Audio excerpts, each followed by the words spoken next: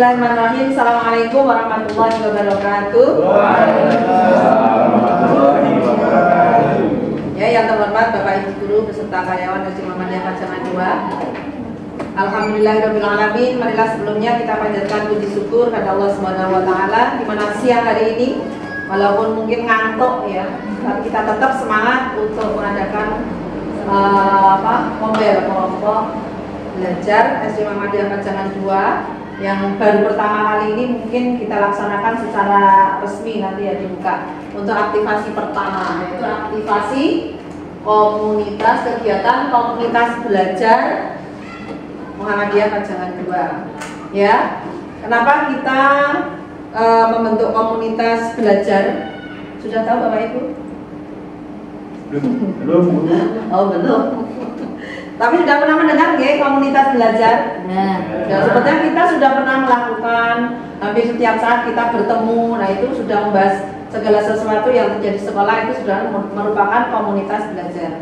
Namun demikian kita ya setidaknya kita mengetahui lah sesuai dengan arahan dari Kementerian Pendidikan Republik Indonesia. Nah, apa itu komunitas belajar? Ya. Komunitas belajar adalah merupakan sekelompok pendidik ya, Bapak Ibu guru, baik itu wali siswa, wali kelas dan Bapak Ibu yang mengampu mata pelajaran itu sebagai pendidik ya. Walaupun juga di situ juga adanya tenaga kependidikan yang belajar bersama-sama ya, berkolaborasi secara terjadwal dan berkelanjutan.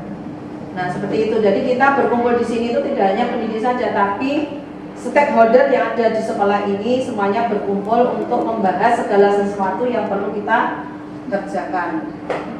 Nah, seperti itu ya Bapak Ibu untuk komunitas belajar. Nah, tujuannya apa komunitas belajar itu terbentuk ya? Yaitu untuk meningkatkan kompetensi ya Bapak Ibu semua dalam membangun budaya belajar bersama ya, yang berkelanjutan sehingga berdampak pada peningkatan hasil belajar peserta didik. Ketika panjenengan di kelas ya mengalami kehambatan, kesulitan dalam mendidik anak-anak didik kita. Nah, kita misalnya dari Pak Agus. Pak Agus mengalami kesulitan belajar anak. Ada beberapa anak yang ketika belajar di kelas itu mengalami hambatan-hambatan. Misalnya yang jelas misalnya seperti Morsi, nanti di kelas 4 itu Muhem. Nah, itu bisa didiskusikan bersama kita semua.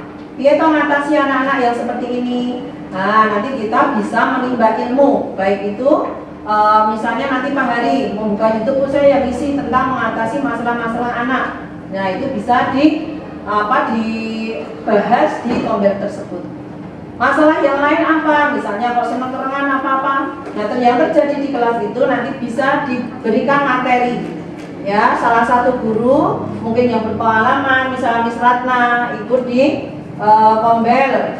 Kemarin ikut di Mbak Ratna itu literasi ya. Nah, adanya rendah. Nah, itu bagaimana? Nah, itu nanti bisa mendesiminasikan di saat kombel tersebut bersama Bapak Ibu semuanya. Kira-kira keberatan nggak Bapak Ibu seperti itu? Tidak. Tidak ya. Kita belajar bersama-sama sehingga bisa menambah modal kita dalam mendampingi anak-anak belajar. Lanjutnya, mengapa komunitas belajar itu sangat penting? Yaitu merupakan wadah tadi merealisasikan terjadinya komunikasi kolaborasi. Ya, dengan komunikasi berkolaborasi bersama-sama kita mengharapkan masalah yang terjadi di sekolah ini ya dalam mendampingi anak-anak bisa terwujud, bisa diselesaikan, bisa mencari solusi.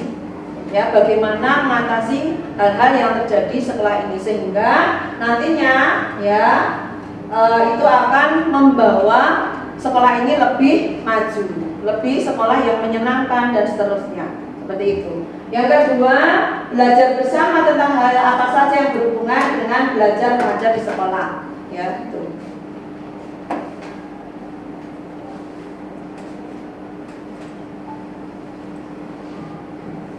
Nah, bagaimana membangun komunitas belajar itu dalam sekolah? Yang jelas adalah komitmen semua anggota. Nah, seperti ini, Bapak Ibu, ayo kita makan misalnya. Kasih, wah, kamu tuh begini ya itu. Ya, marilah kita setelah komitmen nanti kita sepakat membentuk komunitas belajar ini. Ketika hari Jumat anak-anak sudah pulang sekolah, ya mungkin ini kita kumpul bareng-bareng membahas. Dan itu insya Allah bisa kita laksanakan secara bertahap dan berkelanjutan. Oke?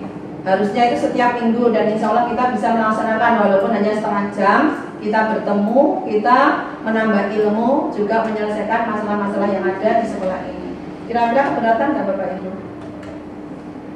Siap. Siap? Siap ya? Ya.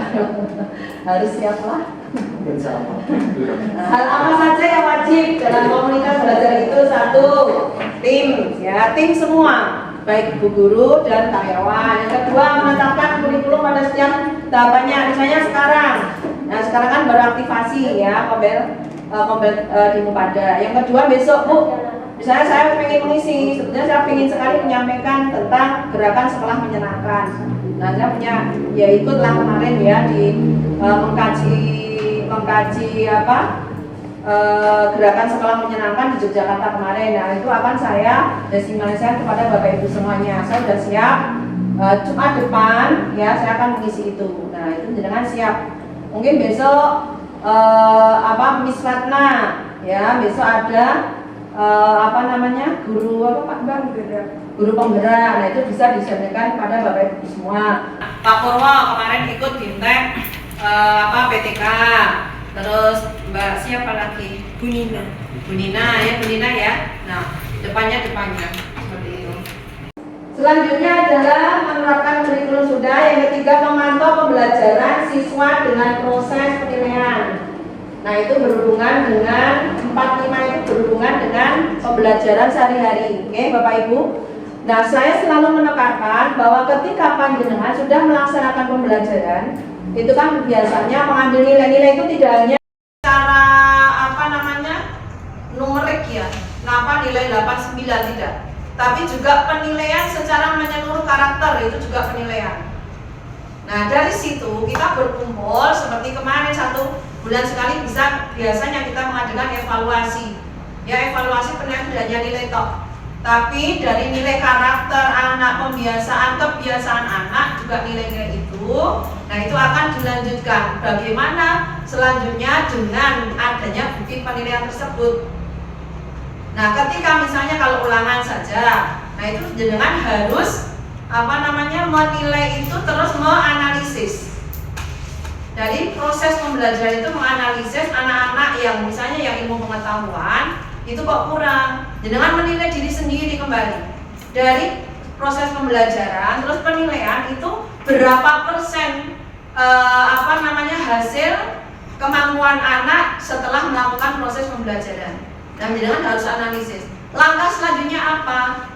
Nah langkah selanjutnya jenengan harusnya menilai dari anak-anak tersebut, menilai kembali, dievaluasi apakah sudah berhasil apa belum.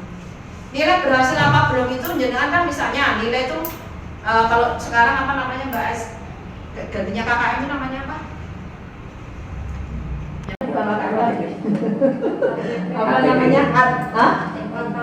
KKTP itu ya. Nah itu berapa persen?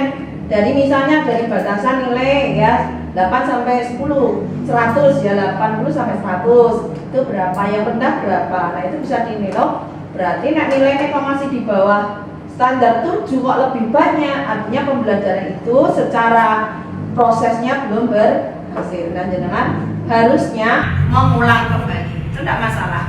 Yang sudah itu ada pengayaan dan seterusnya itu dari penilaian. Nah, ketika itu nanti panjenengan bisa berkomunikasi. Kita caranya Mbak Desi misalnya yang ahli matematika mengajari sampai ini terus kemudian Mbak prosesnya. Nah itu bisa dibahas di Kombel tersebut. Ya Bapak Ibu semua kita belajar terus menerus panjang hayat. Jadi tidak harus sebuah guru itu iso kabeh gitu enggak. Kadang saya tanya itu Mbak Desi, Bu Tuti atau apa itu enggak masalah. Ya, karena sebuah proses pembelajaran itu selalu belajar dengan teman yang lain. Misalnya Pak Hari dengan Bu Tuti, mungkin Bu Tuti bahasa Indonesia, tapi ya Bu nilaiku elek misalnya, seperti itu. Nah, terus ada masukan. Masukan itu belum berarti Pak Hari bodoh enggak, Bu Tuti pintar enggak, tapi berkomunikasi, berkolaborasi, yang menyelesaikan masalah bersama-sama. Poin hilangkan sing ora iso ngene tekan kancane itu bukan terus kita bodoh itu enggak. Seperti itu. Itu ya Bapak Ibu ya. Yang terakhir memberikan interview dan intervensi dan pengayaan yang sistematis tadi sudah seperti itu ya maksudnya itu. Nah, ternyata kalau sudah selesai Bapak Ibu ya.